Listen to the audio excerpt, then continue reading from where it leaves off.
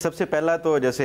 ये बाकी सब ने भी कहा है कि मईशत जो है वो सबसे बड़ा इस टाइम पाकिस्तान के लिए भी और वज़ीर आज़म के लिए चैलेंज है, क्योंकि अब मार्च के एंड पे या अप्रैल के शुरू में आपको IMF के पास बहरहाल जाना होगा, और जब आप IMF के पास जाएंगे तो वो स्ट्रक्चरल जो रिफॉर्म्स हैं वो उसका सबसे पहले मुतालबा करेंगे। और जो माजी में आपको थोड़ी बहुत वो छूट मिलती रही है IMF की तरफ से, इस दफ़ा जो मुझे लगता है वो नहीं मिलेगी। तो जब आपको IMF के कहने पर स्ट्रक्चरल जो रिफॉर्म्स करने होंगे तो उसकी वजह से आपकी ये जो ओवरऑल ये सब्सिडीज़ ख़त्म होंगी, कुछ टैक्सेस की जो है वो आपको मज़ीद लगाना होंगे, तो उसमें आप आवाम के ऊपर भी बोझ पड़ेगा, महंगाई भी शायद बढ़ने के चांसेस हैं। तो उसको ये कैसे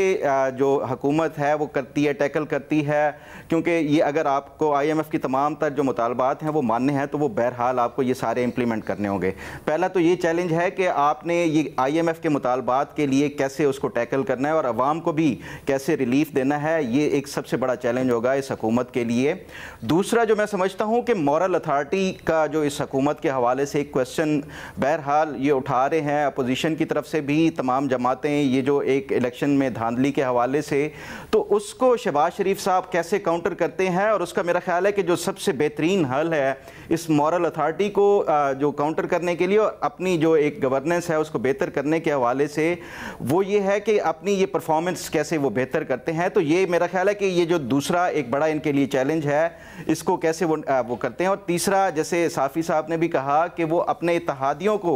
अपने साथ लेकर कैसे चलते हैं, क्योंकि आपने पिछले जो 16 माह की हुकूमत थी PDM की, उसमें देख लिया कि ये जो एक मखलूत हुकूमत थी उसकी वजह से आपकी इत्तेहादियों की वजह से जो ओवरऑल परफॉर्मेंस है वो कोई ऐसा डिलीवर नहीं कर पाई जो PDM की हुकूमत थी, जिसकी वजह से आपने देखा महंगाई भी बढ़ी है, लोगों का जो हुकूमत के ऊपर जो ट्रस्ट डेफिसिट था वो बढ़ा है और उसका उनको खमियाजा ये मौजूदा इलेक्शंस में भी भुगतना पड़ा है। तो ये एक तीसरा बड़ा चैलेंज होगा इनके लिए कि इत्तेहादियों को कैसे वो साथ लेके चलते हैं और मुश्किल जो फैसले हैं वो कैसे इन इत्तेहादियों के साथ रहते हुए वो ले सकते हैं। ये तीन बड़े चैलेंजेस हैं जो इस हुकूमत को देखने होंगे।